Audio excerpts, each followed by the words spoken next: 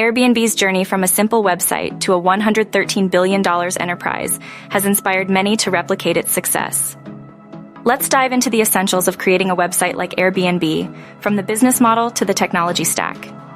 Opting for custom development offers full control and collaboration with experienced teams. While ready-made marketplace templates like ShareTribe offer a quick start, they lack scalability and customization, making them unsuitable for large-scale operations. Airbnb's revenue comes from a commission model, charging both hosts and guests.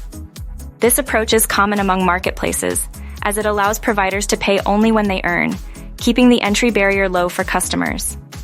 A website like Airbnb needs several core features: user profiles for hosts and guests, property listings with map integration, search and filtering, a booking system, notifications, a messaging system, payment integration, localization, feedback, and an admin panel. These features ensure a seamless experience for both property owners and travelers. Choosing the right tech stack is crucial.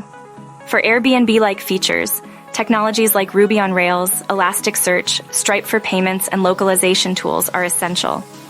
They determine the development timeline and cost.